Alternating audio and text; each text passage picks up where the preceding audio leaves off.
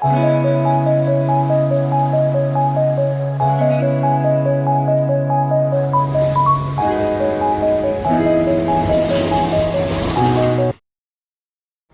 guys, nandito na nga kami sa Virginia. So gutom na kami. So naghanap kami ng restaurant. Ito ang nakita namin. So Korean restaurant, Seoul Korean restaurant. So hindi na lugan binayaran nyo dito guys, kasi napakarami talaga ang serving nila. So kakain muna kami and let's enjoy the food.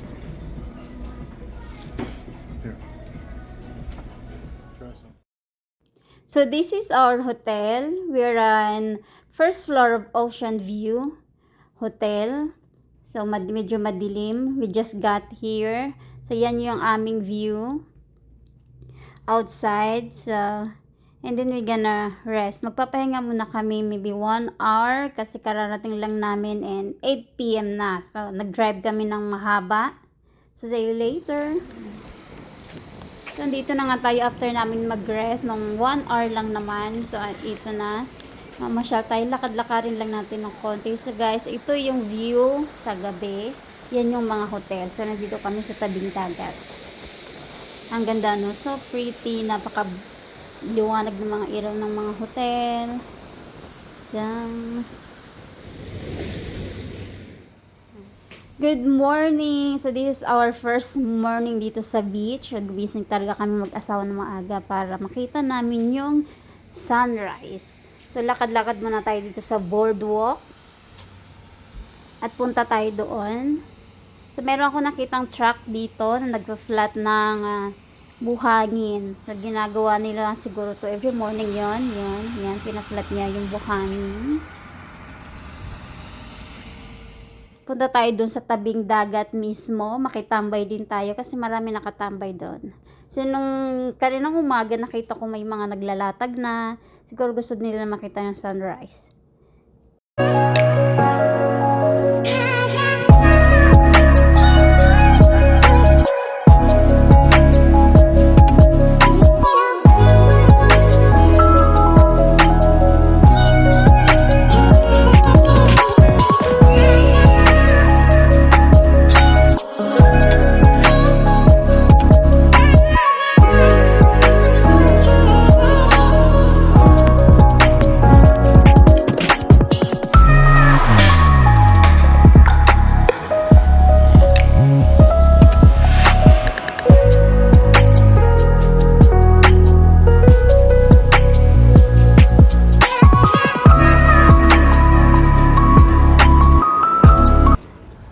Good morning. We're going to find a restaurant to eat for breakfast.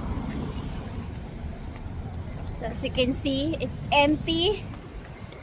But last night, it was busy street. So now it's just cars and a few people.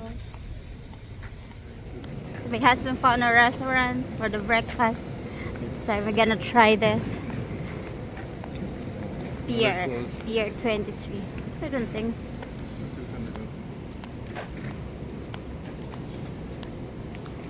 Let's eat here. Are they closed? What time are you gonna open? Dahil alas 8 pa ang bukas ng mga restaurant dito, so mag-ikot-ikot muna tayo at tingnan natin kung anong meron sa lugar na ito.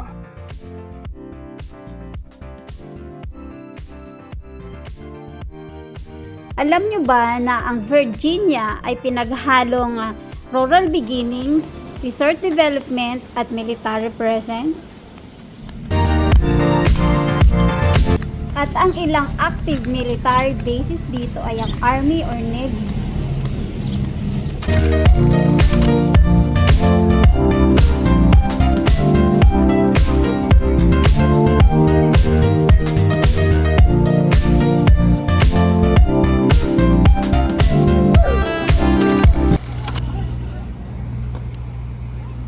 Dahil ito na ang second day namin dito sa Virginia, so we decided na magtutour kami mag-asawa.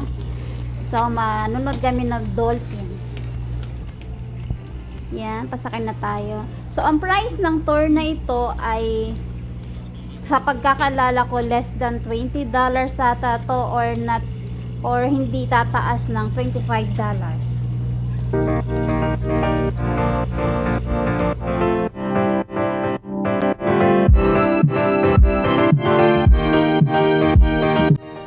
So kung pupunta kayo dito sa Virginia, you must try this kind of tour. So relaxing, at saka kung sea lover kayo, pwede to sa inyo. But kailangan maghanda kayo ng sombrero kasi summer kami pumunta rito. So kailangan may dala kang sombrero, napakainit.